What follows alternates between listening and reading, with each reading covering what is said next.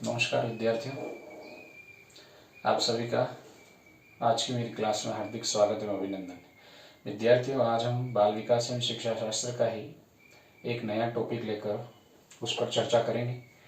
आज का जो हमारा टॉपिक रहेगा वो है मनोविश्लेषणवाद के जनक सिगमंड फ्रायड। मनोविश्लेषणवाद के जनक सिगमंड फ्रायड द्वारा एक सिद्धांत दिया गया है जिसका नाम है मनोलैंगिक विकास का सिद्धांत।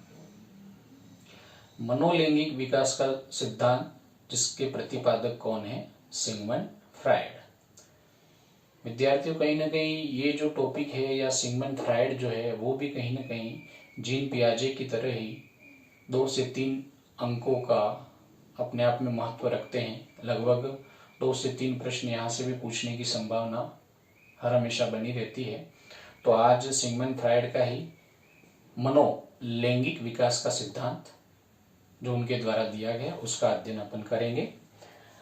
मनोलैंगिक विकास का सिद्धांत जिसको अंग्रेजी में अपन कह सकते हैं साइकोसेक्सुअल डेवलपमेंट।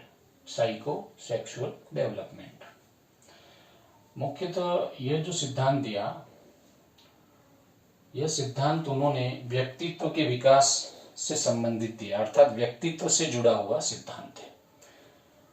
किस तरीके से एक मानव का, एक व्यक्ति का व्यक्तित्व विकसित होता है और उस व्यक्तित्व के विकसित होने में किस तत्व की क्या भूमिका है, उसी का अध्ययन हम इसमें करेंगे।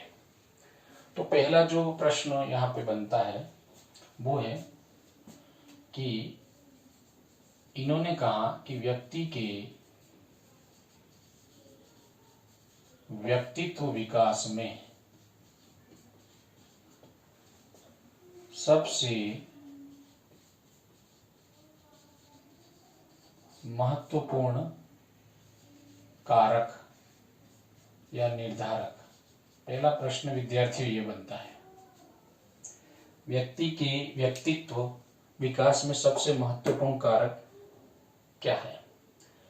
तो जैसा कि हमने मनोविश्लेषणवाद की भी हम चर्चा करेंगे, थोड़ी सी यहाँ पे चर्चा कर लेते हैं कि जैसे इन्होंने जो है सिगमंड फ्रायड ने काम प्रवृत्ति पर सबसे ज्यादा जोर दिया था, अर्थात उनका जो संपूर्ण अध्ययन है, पूरे जीवन का जो संपूर्ण अध्ययन है वो काम प्रवृत्ति पर ही आधारित है। अर्थात काम प्रवृत्ति को मूल शक्ति, मूल ऊर्जा मानते हुए ही उन्होंने बताया कि काम प्रवृत्ति के आधार पर ही एक बालक का संपूर्ण विकास, एक बालक का संपूर्ण व्यक्तित्व का निर्माण होता है। अर्थात उनके अध्ययन का मुख्य बिंदु क्या था? काम प्रवृत्ति।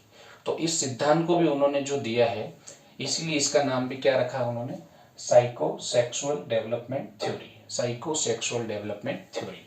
अर्थात यहां पर भी वो क्या कह रहे हैं कि एक व्यक्ति के व्यक्तित्व का विकास जो होता है, उस व्यक्तित्व के विकास में एक सबसे महत्वपूर्ण कारक क्या है? लैंगिक मूल प्रवृत्ति।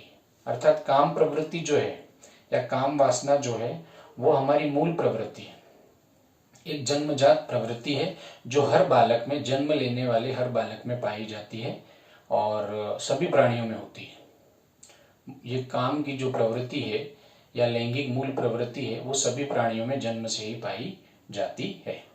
तो उन्होंने कहा कि एक व्यक्ति के व्यक्तित्व के विकास में या एक व्यक्ति के व्यक्तित्व के प्रभावशाली निर्माण में इस जो लैंगिक मूल प्रवृत्ति जो है, जो काम प्रवृत्ति है, उस काम प्रवृत्ति की महत्वपूर्ण, अर्थात उस काम प्रवृत्ति का महत्वपूर्ण योगदान होता है। या फिर कह सकते हैं अपन जो काम वासना है, जो काम प्रवृत्ति है, जो लैंगिक मूल प्रवृत्ति है वो व्यक्तित्व के विकास का प्रभावी घटक है। क्या माना इन्होंने? लैंगिक मूल प्रवृत्ति को व्यक्तित्व के विकास का प्रभावी घटक माना है। पहला प्रश्न हमें ये ध्यान रखना है।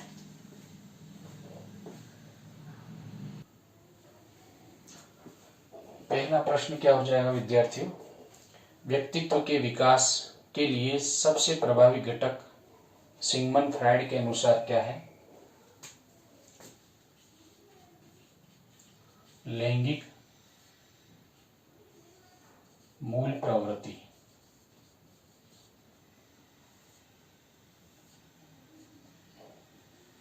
लैंगिक मूल प्रवृत्ति।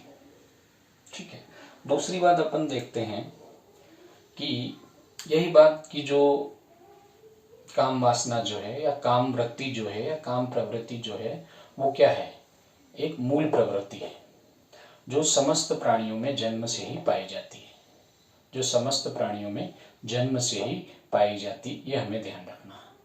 सिगमंड फ्राइड के अनुसार व्यक्तित्व के विकास का सबसे प्रभावी घटक क्या है, लैंगिक मूल प्रवृत्ति। दूसरा प्रश्न ये बनता है कि लैंगिक मूल प्रवृत्ति में उन्होंने लैंगिक मूल प्रवृत्ति का शक्ति बल क्या बताया, लिबिडो को। लिबिडो को लैंगिक मूल प्रवृत्ति का शक्ति बल बताया। लैंगिक मूल प्रवृत्ति का शक्ति बल या इसकी ऊर्जा को क्या नाम दिया, लिबिडो। क्या नाम दिया, लिबिडो। यह हमें ध्यान रखना। पहला प्रश्न, व्यक्ति के व्यक्तित्व विकास में सबसे महत्वपूर्ण कारक या निर्धारक क्या है, लैंगिक मूल प्रवृत्ति। लैंगिक मूल प्रवृत्ति का शक्ति बल या ऊर्जा का स्रोत किसे माना उन्होंने, किसे बताया, लिबिडो को।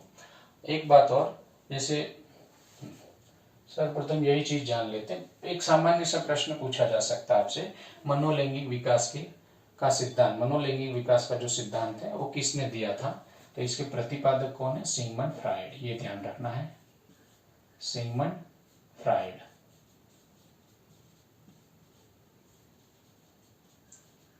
दूसरा प्रश्न ऐसा पूछा जाए कि मनोलैंगिक विकास का जो सिद्धांत है उसका संबंध मनोविज्ञान के किस संप्रदाय से रहा है। मनोलैंगिक विकास के सिद्धांत का संबंध मनोविज्ञान के किस संप्रदाय से है, तो मनोविश्लेषणवाद से है। किससे है, मनोविश्लेषणवाद से है। व्यक्ति के व्यक्तित्व विकास में सबसे महत्वपूर्ण कारक या निर्धारक क्या है, लैंगिक मूल प्रवृत्ति। किसके अनुसार है, सिगमंड फ्राइड के अनुसार। और इससे संबंधित कौन सा सिद्धांत दिया उन्होंने, मनोलैंगिक विकास का सिद्धांत। अब वो क्या कह रहे हैं, अब तीसरा इन्होंने बताया आगे कि लिबिडो क्या है। देखो, पहले इन्होंने कहा कि लैंगिक मूल प्रवृत्ति का शक्ति बल क्या है, लिबिडो। फिर लैंगिक मूल प्रवृत्ति का शक्ति बल या ऊर्जा क्या है, लिबिडो। अब वो कह रहे हैं लिबिडो क्या है, तो लिबिडो को भी उन्होंने डिफाइन किया है कि व्हाट इज लिबिडो। तो उन्होंने बताया कि लिबिडो जो है वो एक ऐसी मानसिक शक्ति है, लिबिडो एक बालक में या व्यक्ति में पाई जाने वाली एक ऐसी मानसिक शक्ति है जिसकी संतुष्टि लैंगिक क्रियाओं के माध्यम से होती है। लिबिडो एक ऐसी मानसिक शक्ति जिसकी संतुष्टि लैंगिक क्रियाओं के माध्यम से होती है। तो लिबिडो क्या है, एक ऐसी मानसिक शक्ति जिसकी संतुष्टि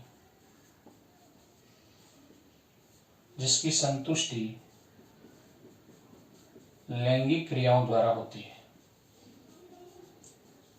किससे संतुष्ट होता है, लैंगिक क्रियाओं द्वारा होती है। ये हमें ध्यान रखना है। ठीक है विद्यार्थियों, अब एक और कॉन्सेप्ट हमें ध्यान रखना है। प्रश्न आपसे पूछा जाए कि शैशवकालीन यौनिकता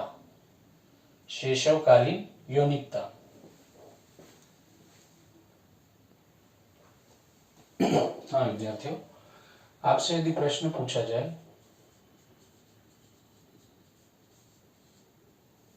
शैशवकालीन यौनिकता, यह जो कॉन्सेप्ट है किसकी देन है, शैशवकालीन यौनिकता कॉन्सेप्ट किसकी देन है, सिगमंड फ्राइड।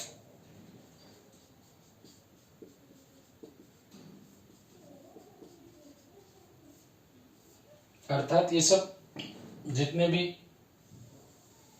अपन शिशुअवस्था की विशेषता पढ़ते हैं, तो शिशुअवस्था में भी आया है कि जैसे काम प्रवृत्ति की प्रबलता, तो वहां पे भी इन्होंने ही सिद्ध किया है कि काम प्रवृत्ति की प्रबलता शिशु में होती है। अर्थात जन्म से लेकर, जन्म से ही, बालक में जन्म से ही लैंगिक मूल प्रवृत्ति होती है, काम वासना की वृत्ति होती है या काम प्रवृत्ति उसमें होती है। यह बात किसने बताई थी? सिगमंड फ्रायड ने। किसने बताई थी? सिगमंड फ्रायड ने।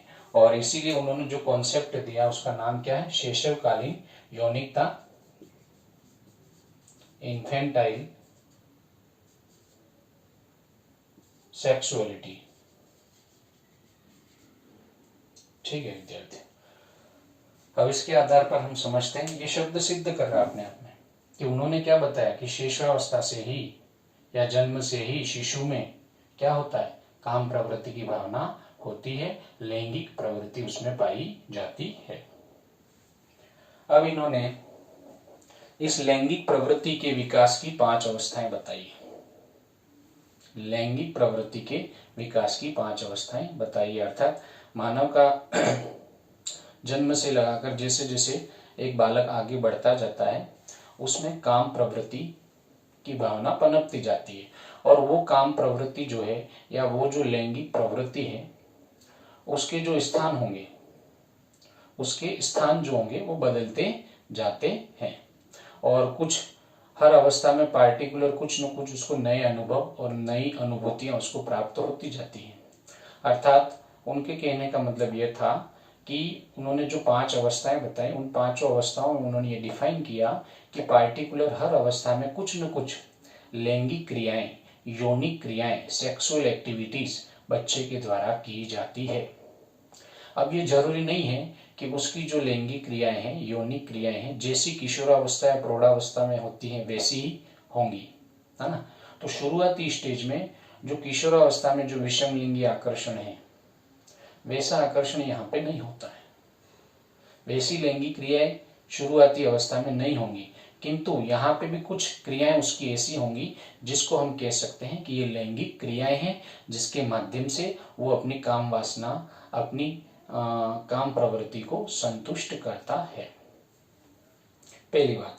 अब दूसरा उन्होंने कहा कि हर अवस्था में, जन्म से लेकर हर अवस्था में जैसे जैसे आगे बढ़ेंगे बालक में काम प्रवृत्ति होती है, पहले कह दिया उन्होंने। तो उन्होंने कहा कि कुछ लैंगिक क्रियाएं होंगी जिसको पार्टिकुलर हर अवस्था में यदि उस बच्चे के द्वारा संपादित की जाती हैं, या उन लैंगिक क्रियाओं में या उन यौनिक क्रियाओं में परिवार के सदस्यों के द्वारा, माता पिता के द्वारा या समाज के द्वारा किसी प्रकार की कोई दखलंदाजी नहीं की जाती है, अर्थात समय समय पर उसमें जो भी लैंगिक उत्तेजना उत्पन्न होती है उसको यदि समय समय पर संतुष्ट कर दिया जाता है, उसकी जो क्रियाएं हैं निर्धारित, उन निर्धारित क्रियाओं के माध्यम से यदि उसे संतुष्ट कर दिया जाता है तो निश्चित रूप से वो बालक के व्यक्तित्व को प्रभावी बनाएगा, अर्थात उसका जो व्यक्तित्व होगा प्रौढ़ावस्था में वो सकारात्मकता की ओर बढ़ा हुआ रहेगा।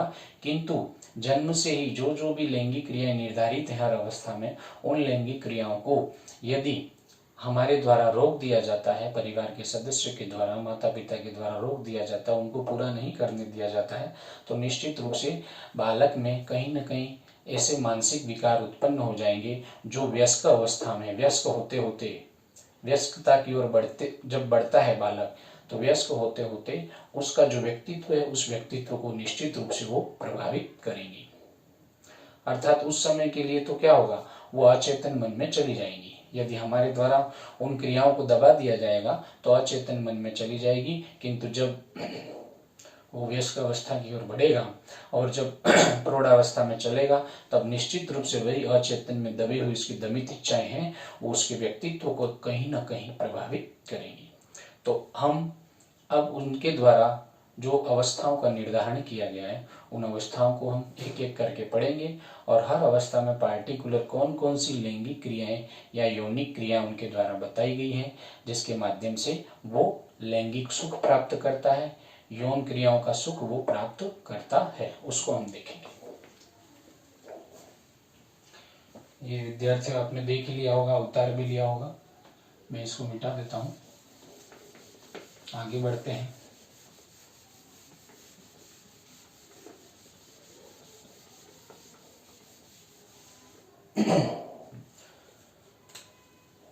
काम शक्ति को क्या नाम दिया, काम वासना को या लैंगिक मूल प्रवृत्ति का जो ऊर्जा बल है, जो शक्ति बल है, उसको क्या नाम दिया है, वो तो यहाँ पे लिखा हुआ रखेंगे अपन, लिबिडो।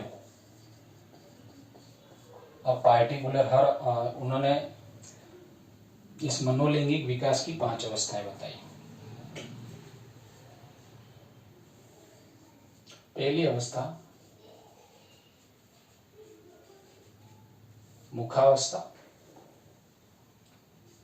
दूसरी गुदावस्था, तीसरी सुप्तावस्था,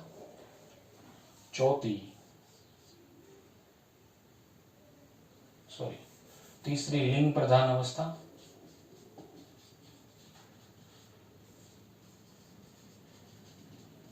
चौथी सुप्तावस्था, पांचवी कौन सी होगी, जननेन्द्रिय अवस्था। ये 5 अवस्थाएं बताई। कितनी अवस्थाएं बताई, 5। पहली है मुखावस्था, दूसरी गुदावस्था, तीसरी लिंग प्रधान अवस्था, चौथी सुप्तावस्था और पांचवी जननेन्द्रिय अवस्था। अर्थात हर अवस्था में उसकी लैंगिक क्रियाओं की प्राप्ति का स्थान बताया गया। हर अवस्था में उन्होंने कहा है कि पार्टिकुलर इस अवस्था में उसके लैंगिक सुख की प्राप्ति का स्थान, अर्थात ये अंग जो रहेगा पार्टिकुलर, उसको लैंगिक सुख प्रदान करेगा, ये इसमें बताया गया है। तो पहली जो अवस्था है वो अवस्था क्या बताई उन्होंने, मुखावस्था, जिसको ओरल स्टेज भी कहते हैं। क्या कहते हैं, ओरल स्टेज। इसको ओरल स्टेज भी कहा जाता है। इसकी जो समय अवधि उन्होंने बताई, ये बताई लगभग जन्म से करीब करीब 1 वर्ष। इसी को राइट माने मित्रों, जन्म से 1 वर्ष तक, जन्म से 1 वर्ष तक कौन सी अवस्था रहेगी, मुखावस्था। अर्थात यहां पर उन्होंने बताया कि जन्म से 1 वर्ष तक बालक के लैंगिक सुख की प्राप्ति का, बालक के लैंगिक सुख की प्राप्ति का, बालक के काम प्रवृत्ति की वासना को संतुष्ट करने का साधन क्या रहेगा, लैंगिक सुख प्राप्ति का स्थान क्या रहेगा, मुख। क्या रहेगा, मुख। अर्थात मुखी क्रियाओं के द्वारा, मुख की क्रियाओं के द्वारा बालक क्या करेगा, अपने लैंगिक सुख को प्राप्त करेगा, अपनी जो यौन प्रवृत्ति जो है, सेक्सुअल टेंडेंसी जो है, उसको शांत करेगा, है ना, काम प्रवृत्ति की वासना को शांत करेगा। और उसका स्थान कौन सा रहेगा, मुख। लैंगिक सुख प्राप्ति का स्थान मुखावस्था में क्या है, मुख। इसमें हो गया मुख, जीवा और होठ। मुख, जीवा और होठ, ये उसके सुख प्राप्ति के साधन हो गए, अंग हो गए।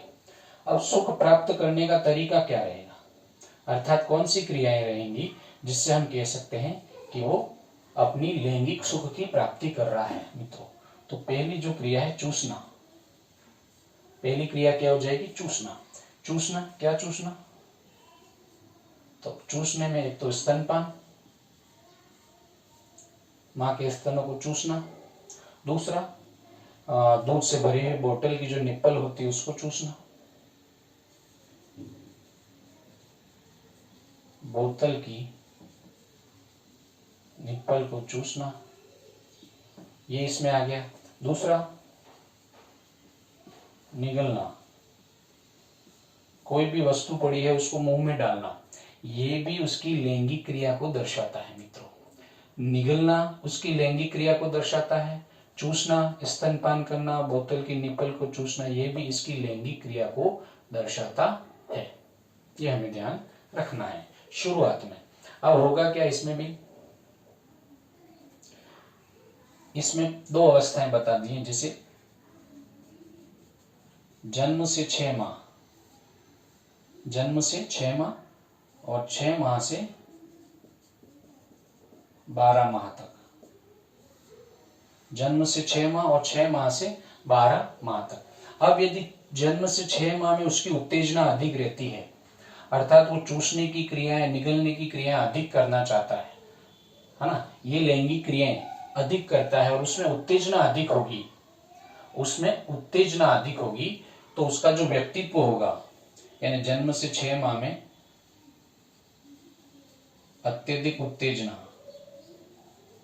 होने पर, अर्थात उसकी जो अनुभूतियां, उसके जो अनुभव हैं, उसमें ये क्रियाएं, ये जो लैंगिक क्रियाएं हैं, उनकी प्रधानता होगी, अर्थात अत्यधिक उत्तेजना होगी, तो उनका जो व्यक्तित्व होगा उसका प्रौढ़ावस्था में कैसा होगा, उस व्यक्तित्व में गुण कौन से आ जाएंगे, निष्क्रियता का गुण आएगा पहला, ठीक है। दूसरा अपरिपक्वता, और तीसरा हो जाएगा दूसरों पर निर्भर, पराश्रित। तो उसका जो व्यक्तित्व का निर्माण होगा उसमें 3 गुणों का समावेश होगा, अर्थात जन्म से 1 वर्ष मुखावस्था, लैंगिक सुख की प्राप्ति का स्थान मुख, और मुख के साथ साथ मुख, जिह्वा और होंठ उसके अंग हो गए जिसके माध्यम से वो लैंगिक क्रियाओं को संपादित करता है और लैंगिक सुख प्राप्त करता है। तो लैंगिक क्रियाएं कौन सी होगी, चूसना अर्थात माँ का स्तनपान करना, बोतल की निप्पल को चूसना वो भी लैंगिक क्रिया का उदाहरण है, और उसका वस्तुओं को निगलना, इसके माध्यम से वो लैंगिक क्रियाएं करता है और लैंगिक सुख को प्राप्त करता है। अब जन्म से 6 माह में यदि इसमें अत्यधिक उत्तेजना रहती है इन चीजों की, अर्थात वो माँ का स्तनपान करना चाहता है और माँ के द्वारा उसको नहीं करवाया जाता है, माँ के द्वारा जबरदस्ती उसको छुड़वा दिया जाता है, तो कहीं ना कहीं ये जो चीजें हैं, यानी उसका स्तनपान बंद करना और निप्पल में दूध देना बंद करना, मतलब दूध की जो बोतल है उसमें दूध देना बंद करना, ये क्रियाएं यदि हमारे द्वारा बंद कर दी जाएंगी तो कहीं ना कहीं उसकी जो उत्तेजनाएं हैं वो और भड़केंगी या अपर्याप्त रहेंगी, असंतुष्ट उत्तेजनाएं रहेंगी, तो जिसकी वजह से क्या होगा, जब वयस्क होगा तो उसके व्यक्तित्व में निष्क्रियता, अपरिपक्वता और दूसरों पर निर्भर रहने के गुणों का समावेश होने लगेगा। कब, जब ये क्रियाएं असंतुष्ट रहेंगी, असंतुष्ट में कह सकते हैं मां द्वारा स्तनपान पर रोक। आपने कई बार देखा होगा अपने परिवार में, कहीं ना कहीं या चलचित्रों में हमने देखा होगा, फिल्मों में देखा होगा कि कोई ऐसा सीन आता है जहाँ पे माँ के द्वारा एक बच्चे को स्तनपान करवाया जाता है, तो आप देखना उसको बहुत सुकून मिलता है, और वो माँ का जो पार्टिकुलर जो अंग है जहाँ से वो दूध ग्रहण कर रहा है, वो स्तन है, उनके साथ भी खेलता है वो। ये क्रियाएं क्या है, उसको इन क्रियाओं से लैंगिक सुख की प्राप्ति होती है। यदि माँ के द्वारा असमय ही यदि स्तनपान बंद करवा दिया जाएगा तो यकीन मानिए उसमें उत्तेजना और बढ़ जाएगी, या उसकी जो लैंगिक सुख की जो उत्तेजना है वो संतुष्ट नहीं हो पाएगी, तो निष्क्रियता, अपरिपक्वता और दूसरों पर निर्भर रहने जैसे गुण उसमें विकसित होंगे। कब, जब वो प्रौढ़ावस्था में आएगा। तो दूसरा उदाहरण भी और देख सकते हैं मित्रों, जैसे हाथ व पैरों के अंगूठे चूसना। हाथ व पैरों के अंगूठे चूसना भी क्या है, लैंगिक क्रिया का उदाहरण है, जिससे वो लैंगिक सुख का आनंद लेता है, अपनी यौन क्रियाओं को तृप्त करता है, अपनी जो मूल प्रवृत्ति है काम वासना उसको तृप्त कर रहा है। ये भी कई बार आप देखना कि जैसे किसी बालक के हाथ और पैरों के अंगूठे उसके मुंह में हैं और अपन एकदम से ले लेते हैं या उसको चूसने नहीं देते हैं, तो आप देखना कि वो थोड़ा क्रोधी भी हो जाता है और रोने भी लग जाता है, बहुत मतलब एक तरीके से क्रोध में आते हुए वो रिएक्ट करता है। माँ स्तनपान नहीं करवाएगी तो भी रोएगा, तो उसकी यहाँ पे उत्तेजना असंतुष्ट हो जाएंगी या उत्तेजना ज्यादा बढ़ जाएंगी, तो उसका व्यक्तित्व कैसा हो जाएगा, निष्क्रियता, अपरिपक्वता और दूसरों पर निर्भर हो जाएगा। अब 6 माह से लगाकर 12 माह तक में जो क्रिया उसके द्वारा की जाती है, यदि यहाँ इस अवधि के जो अनुभव है वो प्रधान रहेंगे, इस अवधि के अनुभव प्रधान रहेंगे, तो क्या होगा कि उसमें आक्रामकता आएगी। आक्रामकता, निराशावादिता, निराशावादी प्रवृत्तियां, और क्या होगा, आक्रामकता, निराशावादी प्रवृत्तियां, और वो शोषक हो जाएगा, ये गुण बाद में उसके व्यक्तित्व में दिखाई देंगे। अत्यधिक उत्तेजना, निष्क्रियता, अपरिपक्वता, दूसरों पर निर्भरता। कम उत्तेजना हुई, उत्तेजना कम होने पर ये उपरोक्त गुण उसमें वयस्क अवस्था में डेवलप होंगे, ये हमें ध्यान रखना है। तो मुख्यतः ये जो बातें थी मैंने आपको मुखावस्था से रिलेटेड ये आपको बताई, ये आपको ध्यान रखनी है। और यहाँ पे सुखवादी सिद्धांत, बालक किस पर आधारित रहता है? सुखवादी सिद्धांत पर। उसको जितना सुख मिलेगा उतना उसके व्यक्तित्व का निर्माण होगा। इसको आप एरिक एरिक्सन के सिद्धांत से भी जोड़ सकते हैं, क्योंकि एरिक एरिक्सन ने कहीं ना कहीं इस मनोलैंगिक विकास का जो सिगमंड फ्रायड का ये जो सिद्धांत है, इस सिद्धांत का भी अनुकरण उन्होंने किया है। इस सिद्धांत को भी फॉलो उनके द्वारा किया गया है, ये हमें ध्यान रखना है। पहली अवस्था मुखावस्था, जन्म से 1 वर्ष तक लैंगिक सुख की प्राप्ति का स्थान मुख, जीवार, होंठ उसके इस सुख को प्राप्त करने के साधन हो गए। चूसना, निगलना, हाथ व पैरों के अंगूठे चूसना, स्तनपान करना, बोतल की निपल चूसना, ये सब क्या है? लैंगिक सुख की प्राप्ति की क्रियाएं हैं जो उसके द्वारा संपादित की जाती है। यदि ये उत्तेजनाएं अत्यधिक उत्तेजित है या अपर्याप्त है तो उसमें निष्क्रियता, अपरिपक्वता, दूसरों पर निर्भरता जैसे व्यक्तित्व के गुण उसमें आएंगे। और 6 से 12 माह में यदि ये अनुभव 6 से 12 माह के अनुभव की प्रधानता होगी उसमें, तो क्या होगा? अर्थात उत्तेजना कम होगी तो उसका व्यक्तित्व आक्रामक, निराशावादी और शोषक होगा। तो ये था पहली अवस्था मुखावस्था, जिसको मैंने आपको समझाया। उम्मीद करता हूं आपको समझ में आया होगा। हाँ विद्यार्थियों, पहली अवस्था हमने देखी मुखावस्था, जन्म से 1 वर्ष, लैंगिक क्रियाओं या लैंगिक सुख की प्राप्ति का केंद्र था मुख के साथ ही साथ मुख, जीवार, होंठ उस लैंगिक सुख की प्राप्ति के साधन थे। और लैंगिक क्रियाएं जैसे चूसना और निगलना, चूसना, स्तनपान करना, हाथ पैरों के अंगूठे चूसना और वस्तुओं को मुंह में डालना, ये कहीं न कहीं लैंगिक क्रियाओं को दर्शाता है। उनका कहना था कि यदि ये क्रियाएं निर्बाध रूप से उनके द्वारा की जाती हैं, जैसे माँ के द्वारा कम से कम 1 वर्ष तक स्तनपान कराया जाता है, ठीक है, और उसके द्वारा ये जो क्रियाएं हैं ये क्रियाएं की जाती हैं, तो उससे क्या होगा कि उसकी जो यौन उत्तेजना है, सेक्सुअल जो एक्साइटमेंट है या स्टिमुलेशन है, वो शांत मतलब संतुष्ट हो जाएगा। और यदि वो संतुष्ट नहीं होता है तो उसमें नेगेटिविटी आएगी, ये हमें ध्यान रखना है। नेगेटिविटी जैसे निष्क्रियता है, अपरिपक्वता है, दूसरों पर निर्भर रहना है, आक्रामकता, निराशावादी विचार रहेंगे उसके, और वो शोषक जैसी प्रवृत्ति होगी। अर्थात उसके व्यक्तित्व में व्यस्क अवस्था में कहीं न कहीं ये गुण हमें दिखाई देंगे। दूसरी अवस्था आती है गुदावस्था। यहाँ था सुख प्राप्ति का साधन था मुख, यहाँ हो जाएगा सुख प्राप्ति का केंद्र बिंदु होगा गुदा, एनाल स्टेज गुदा। ये लगभग 1 से 3 वर्ष तक, अर्थात दूसरे और तीसरे वर्ष में उसके सुख की प्राप्ति का स्थान बदल गया। जन्म से 1 वर्ष तक सुख प्राप्ति का स्थान क्या था? मुख। अब 1 वर्ष से लगाकर दूसरा और तीसरा वर्ष जो है उसमें उसकी सुख की प्राप्ति का स्थान क्या हो जाएगा? गुदा स्थान क्या हो जाएगा? गुदा स्थान। यह हमें ध्यान रखना है। हाँ, इसमें भी 2 अवस्थाओं में बांटा गया, दो परिस्थितियां रहेंगी इसमें। पहली जो रहेगी गुदा निष्कासन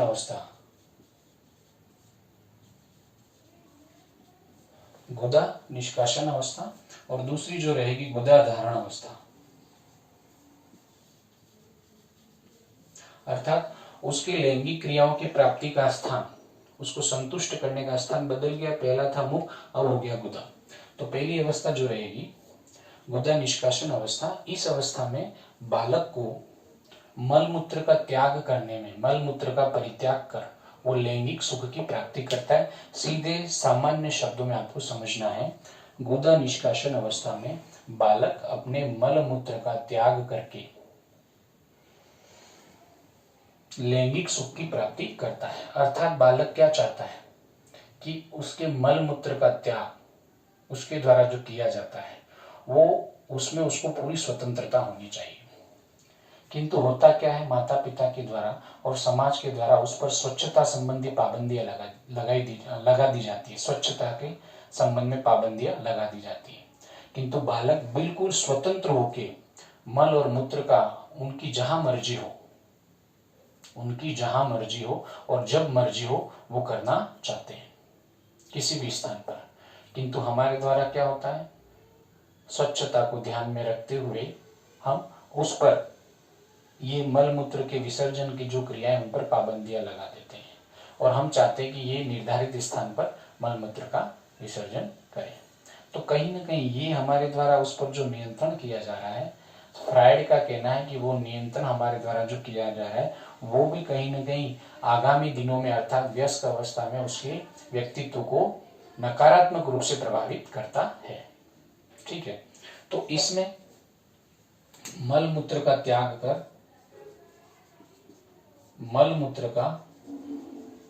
त्याग कर लैंगिक सुख की प्राप्ति, ये समझना आपको, लैंगिक सुख की प्राप्ति इस अवस्था में। तो दूसरी अवस्था में क्या होता है, गुदा धारण अवस्था।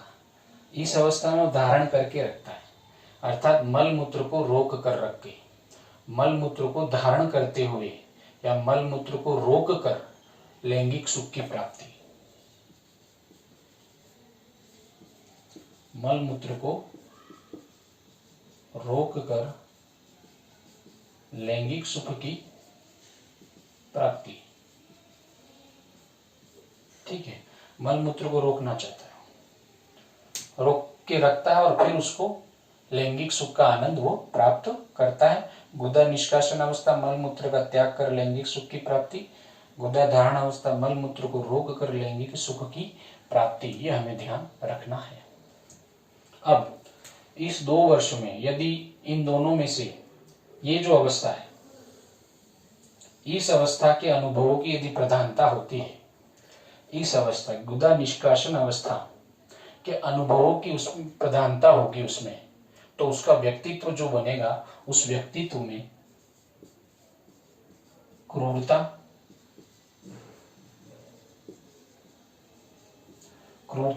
विद्वेष, आक्रामकता,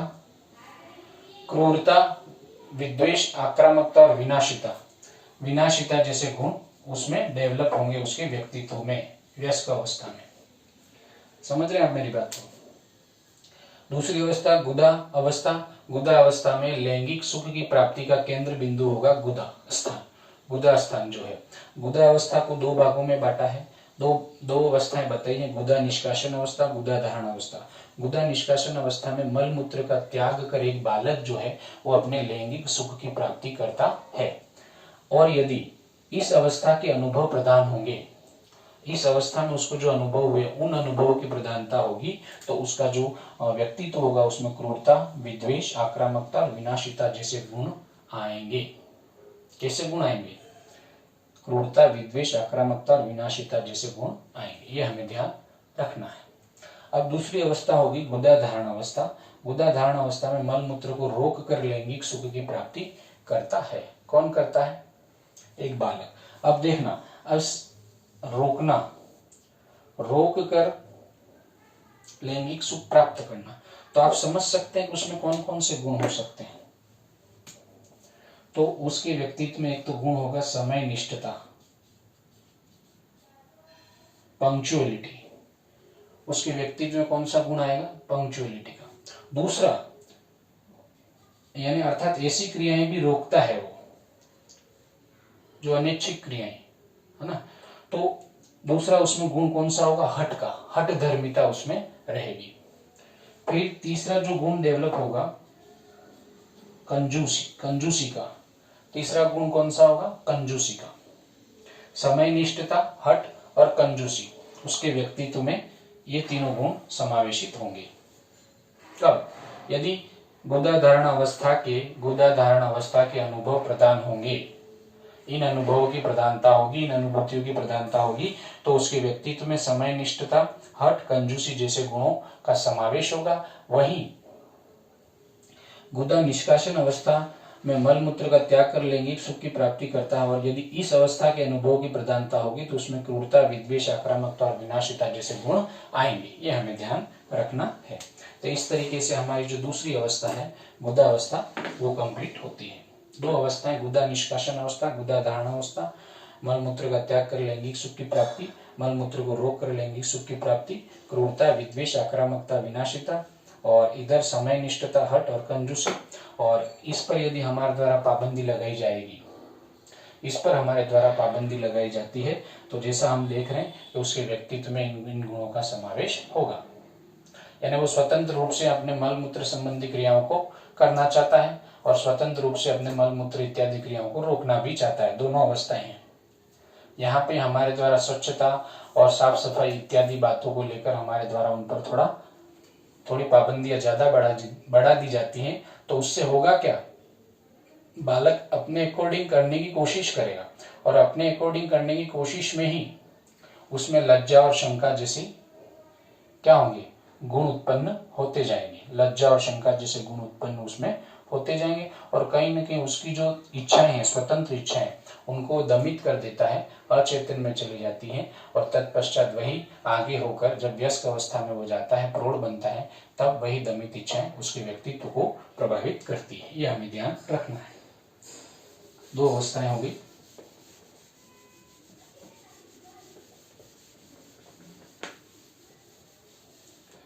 तीसरी अवस्था जो है लिंग प्रधान अवस्था। अब यहाँ पे गुदा था, प्रथम अवस्था में मुख केंद्र बिंदु, यहाँ पे गुदा सुख प्राप्ति का केंद्र बिंदु, और यहाँ पे होगा जननेन्द्रिय सुख प्राप्ति का स्थान। इसमें दो चीजें, ये जो अवस्था है वो 3 से 5 वर्ष, 3 से 5 वर्ष की अवस्था है। इस अवस्था में विद्यार्थियों थोड़ी सी चर्चा यहाँ करनी भी जरूरी है। हो सकता है मैं कहूँ वो थोड़ा ऑड भी लगे, पर यहाँ चर्चा करनी जरूरी है कि इस अवस्था में क्या होता है कि जो बालक बालिकाएं जो भी हैं, वो अपने जननेंद्रियों के साथ खेलना पसंद करते हैं।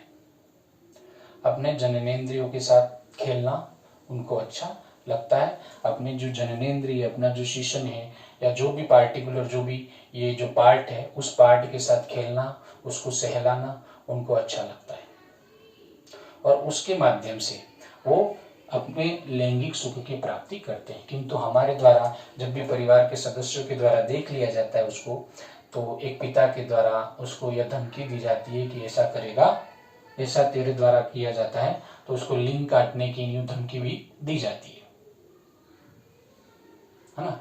तो हमारे द्वारा उसको ये क्रियाएं, हमारे द्वारा उन क्रियाओं पर पाबंदी लगाई जाती है, लैंगिक क्रियाओं पर, जो मुख्यतः क्या है, अपनी जननेंद्रियों को सहलाना और उसके साथ खेलना, जिससे उसको सुख की प्राप्ति होती है। किंतु हमारे द्वारा उसको डराया धमकाया जाता है, तो जिससे क्या होगा, उसकी जो भावना है, वो जो लैंगिक सुख प्राप्त करने की जो क्रियाएं थी, वो क्रियाएं दब तो जाएंगी, उनका दमन हो जाएगा, और वो अचेतन में चली जाएंगी। कहीं ना कहीं वयस्क अवस्था में उसके व्यक्तित्व को वो फिर प्रभावित करेंगी। यदि ऐसा होता है तो यहाँ की जो अत्यधिक उत्तेजना होगी, क्या होगा, अत्यधिक उत्तेजना होगी यहाँ, और उसको दबा दिया जाता है या असंतुष्ट रहती है, तो उस बालक का जो व्यक्तित्व बनता है, बाद में वो जो उसके व्यक्तित्व में जो विशेषताएं आएंगी, एक तो इश्कबाजी, फ्लर्टियसनेस उसमें आएगा। दूसरा उतावलापन,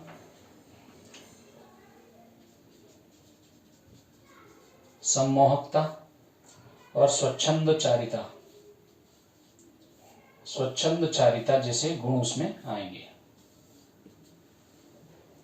यदि इस अवस्था के, लिंग प्रधान अवस्था के अनुभवों की प्रधानता रहती है, तो उसके व्यक्तित्व में इश्कबाजी, उतावलापन, सम्मोहकता, स्वच्छंदचारिता जैसे गुण उसके अंदर आएंगे।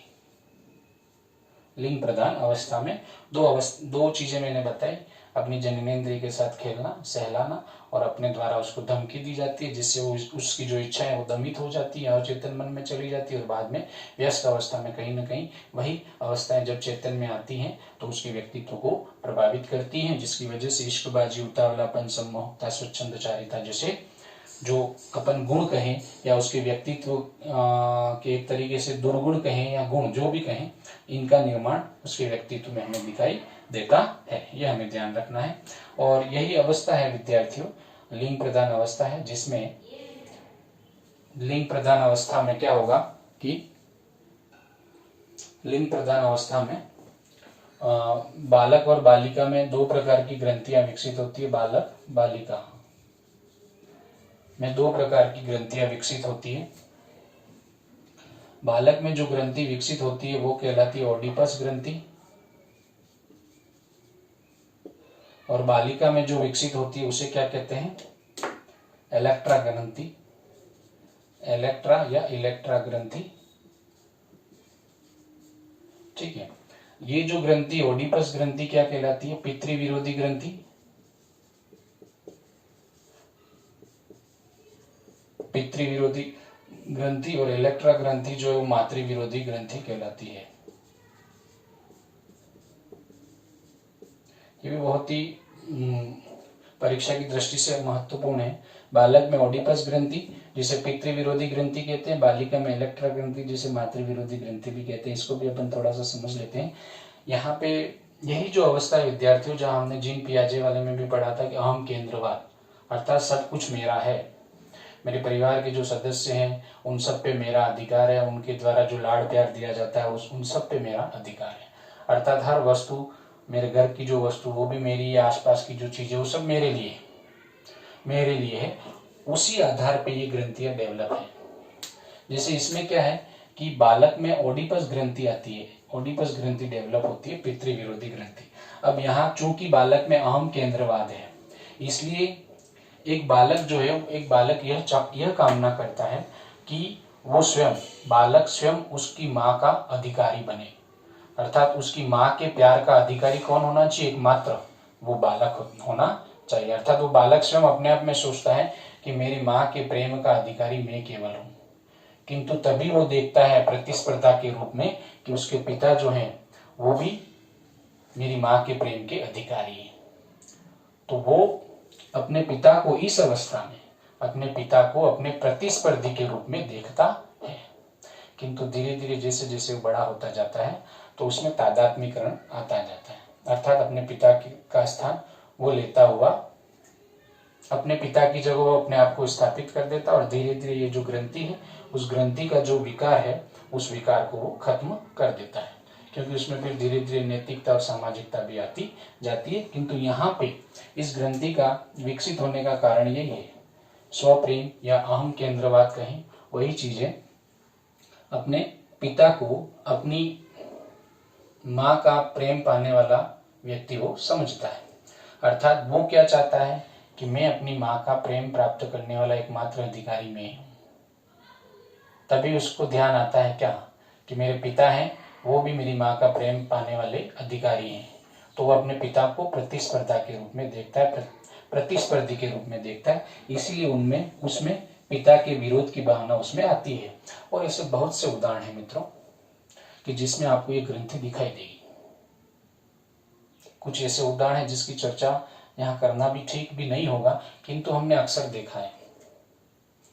यदि एक पिता के द्वारा जो उस बालक की माँ है, अर्थात उसकी स्वयं की पत्नी है, यदि कोई तकलीफ हुई हो तो उनको जैसे हाथ लगाने की क्रिया है या कोई किसी कार्य में हेल्प की जा रही है उनके द्वारा, और दोनों में नजदीकियां हैं काफी, माता और पिता में, और यदि वो पुत्र के द्वारा देखा जाता है तो पुत्र के द्वारा एक कार्य किया जाता है कि जैसे कोई तकलीफ है माँ को और उसका हाथ पकड़े हुए हैं पिता, तो वो हाथ उसको हटा लेता है, उसको वो हाथ हटा लेता है। ऐसी बहुत सी उसके द्वारा क्रियाएं हैं जिससे हम कह सकते हैं उसमें पितृ विरोधी ग्रंथि, अर्थात वो पिता को अपना प्रतिस्पर्धी मानता है। शॉर्ट में बालिका इलेक्ट्रा ग्रंथि, मातृ विरोधी ग्रंथि, अर्थात इलेक्ट्रा ग्रंथि जो है वो बालिका में विकसित होती है और वो चाहती है कि केवल उसके पिता का प्रेम उसको प्राप्त हो, किंतु वो भी क्या देखती है कि उसके पिता का प्रेम पाने वाला दूसरा और भी है। कौन है? उसकी माँ। उसकी माँ को प्रतिस्पर्धा के रूप में, अपने प्रतिस्पर्धी के रूप में देखती है, किंतु धीरे धीरे उसमें नैतिकता और सामाजिकता का विकास होता जाता है। तो ये जो विरोधी जो ग्रंथियां हैं वो विरोधी ग्रंथियां समाप्त होती जाती हैं। तो इन विरोधी ग्रंथियों को विकसित होने वाली अवस्था कौन सी? लिंग प्रधान अवस्था है, यह हमें ध्यान में रखना है। उम्मीद करता हूं आपको समझ में आ गया होगा। आगे बढ़ते हैं।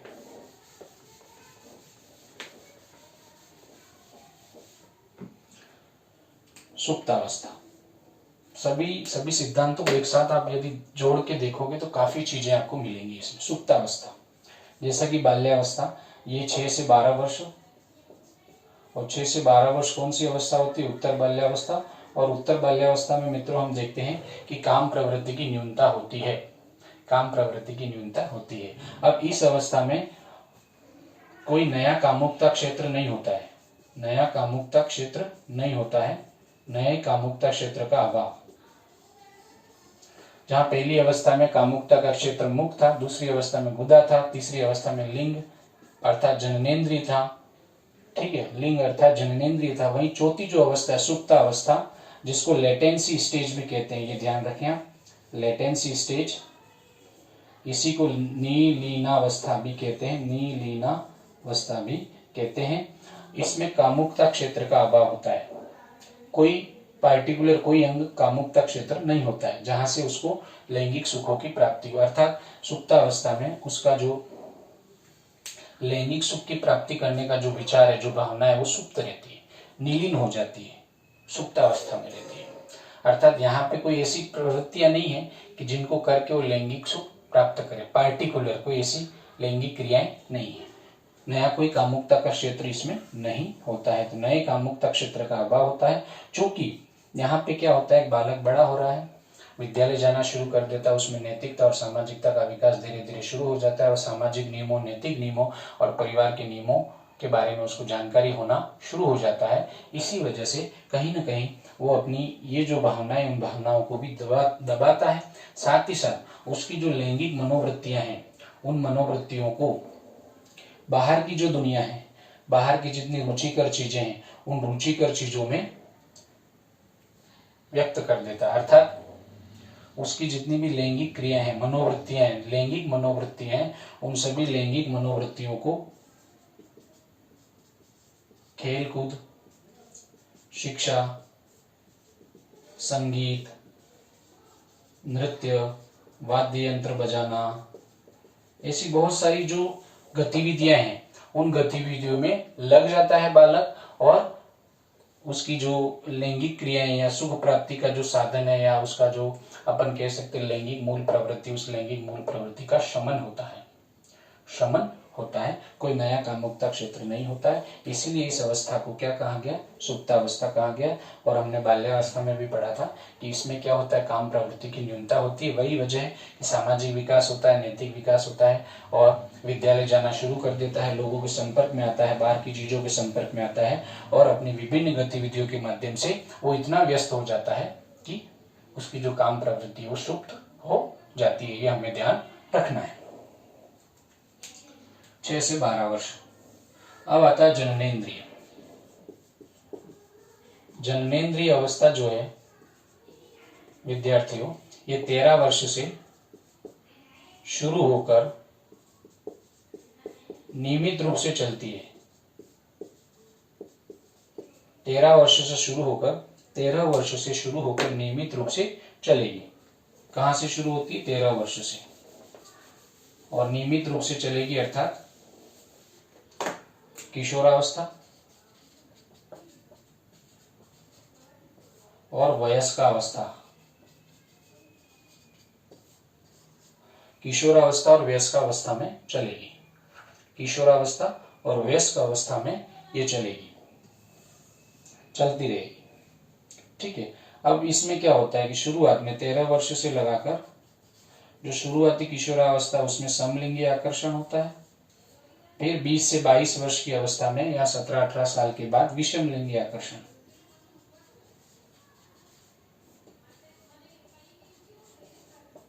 है ना। अब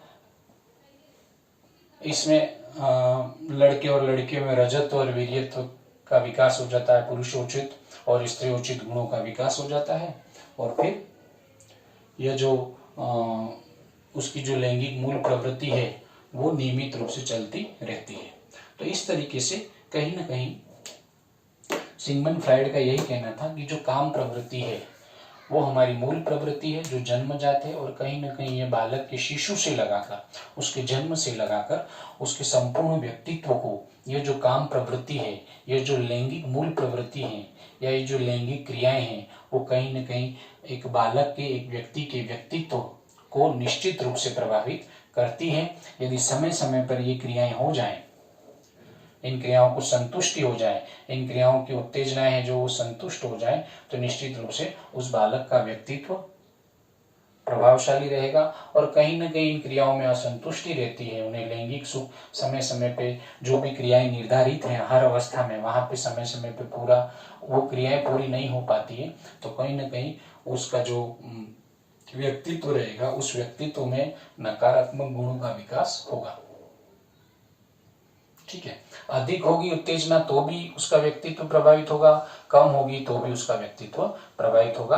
तो इस तरीके से सिगमंड फ्राइड ने सिद्ध किया कि एक व्यक्ति के व्यक्तित्व के निर्धारण में या एक व्यक्ति के व्यक्तित्व के विकास में जो लैंगिक मूल प्रवृत्ति है, जो सेक्सुअल टेंडेंसी है, जो काम प्रवृत्ति है, जो काम वासना है, उसका बहुत बड़ा योगदान होता है। तो विद्यार्थियों, आज का हमारा टॉपिक यहीं पे खत्म कर होता है। मैं विश्वास करता हूँ, विश्वास ही नहीं आशा भी है कि आपको ये टॉपिक बहुत ही अच्छी तरीके से समझ में आया होगा और ये आपके लिए, आपकी परीक्षा के लिए बहुत ही उपयोगी हो, ऐसी ही कामना है। जय हिंद, वंदे मातरम।